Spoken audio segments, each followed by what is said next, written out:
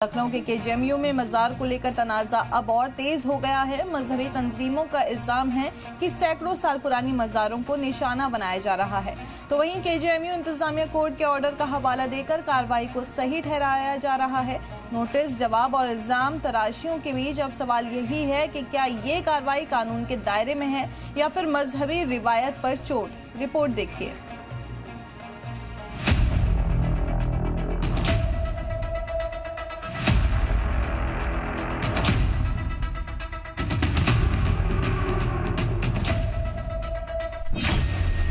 लखनऊ केजेएमयू में मजार पर तनाजा और गहराता जा रहा है। एक तरफ मजार हटाने के लिए नोटिस जारी किए गए हैं, तो वहीं ऑल इंडिया मोहम्मदी मिशन के सेक्रेटरी जनरल सैयद बाबर अशरफ ने केजेएमयू इंतजामिया पर संगीन इल्जाम लगाए हैं।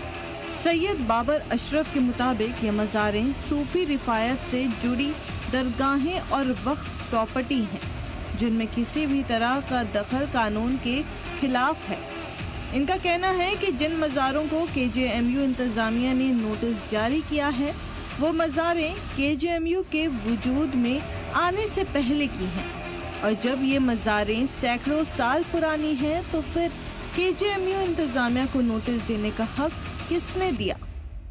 के लोग हैं जिनके वेस्टेड इंटरेस्ट हैं, जिनके कमर्शियल इंटरेस्ट हैं, डॉक्टर के सिंह जैसे, और मुझे अफसोस है उसमें वीसी केजेएमयू सोनिया नित्यानंद जी भी उनके ट्रैप में आ गई। उनका जुरिसडिक्शन नहीं है। उन्हीं ने कोर्ट में ये लिखा है कि हमने हाजी हरमैन शाह दरगाह को जो है वो कोई नहीं छेड़ा है। से एक मजार जो आरएलसी परिसर में है उसका जवाब परसों प्राप्त हुआ है, बाकी 5 ने कोई जवाब नहीं दिया है।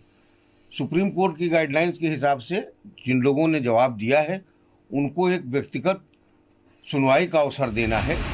सैयद बाबर अशरफ का दावा है कि केजेएमयू इंतजामिया ने पहले गैर कानूनी तरीके से मजार के आसपास पार्किंग बना ली, और अब जब मामला सामने आया तो तोड़फोड़ की कार्रवाई को कोर्ट के ऑर्डर का नाम दिया जा रहा है। आपको बता दें, अब तक केजेएमयू में मजार को लेकर 2 बार नोटिस दिया जा चुका है। इस नोटिस का जवाब देने के लिए 15 दिनों का वक्त दिया गया है। 6 मजार में से 1 मजार की तरफ से नोटिस का जवाब दिया है। मजार कमेटी का कहना है कि ये मजारें 700 साल पुरानी हैं। सैयद बाबर अशरफ का इल्जाम है कि केजेएमयू इंतजामिया ने अपनी हद लांघते हुए गलत तरीके से नोटिस दिया।